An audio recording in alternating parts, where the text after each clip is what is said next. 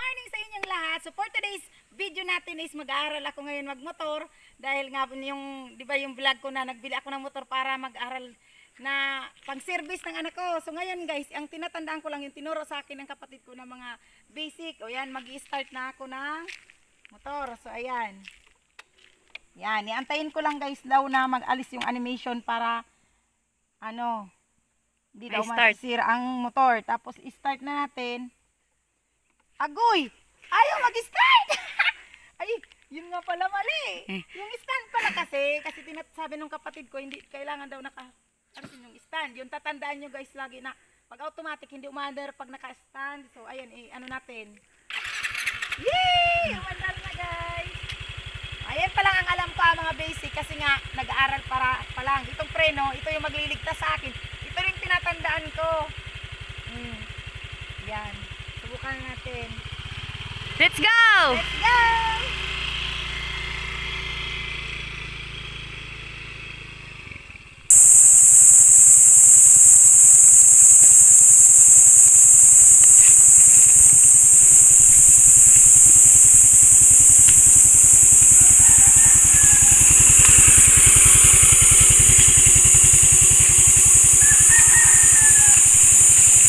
Ayun na si ate pababa.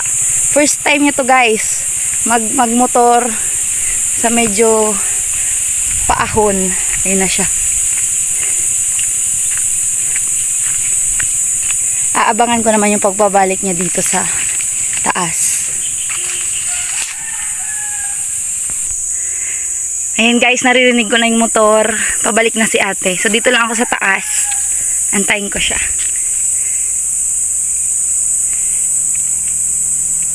Ayun na yung ate ko nagko-practice ng paahon. Go ate G! Kaya mo yan! Ayan na si ate, ayan na si ate. Na.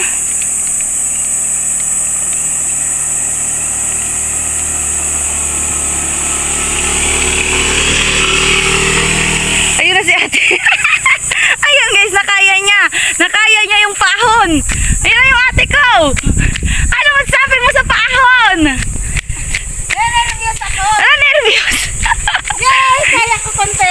Oh, yeah, more practice ba? More practice na lang ako guys kasi nakaya ko na yung subida. Yung pataas. Practice na para hindi na ako manervyos.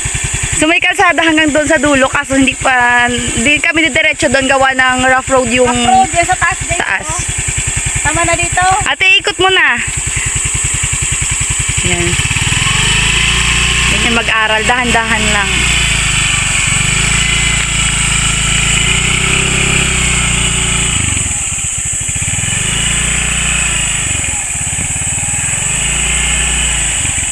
Ano, kayang-kaya ang paahon?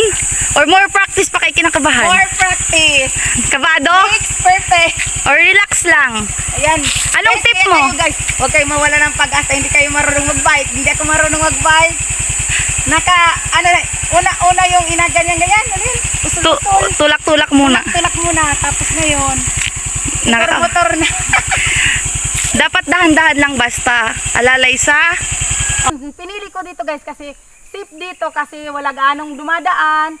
Open ang highway, malaki yung kalsada. Tapos dito, dalawa yung mapapractice ko. Yung pagsusubida, tapos pantay subida, tapos yung paliko. Yung mga paliko, kaya dito ko gusto. So, ngayon tingnan nyo guys, yung mga paahonan, dito na lahat, subida. Kaya tingnan nyo guys, kung pasado na ako sa inyo, kailangan ko pa talaga ng practice kasi hindi marunong mag-bike ang inyong kadayot. So, ayun yung guys, bundok sa taas yan. Lahat yan bundok, ayan. Pero may kalsada dito guys kasi meron dyan isang barangay sa taas, pinakataas ng bundok, kaya meron ditong pinalagyan ng kalsada. Pag umaga lang dito pwede mag-practice kasi sa gabi wala ditong mga street light.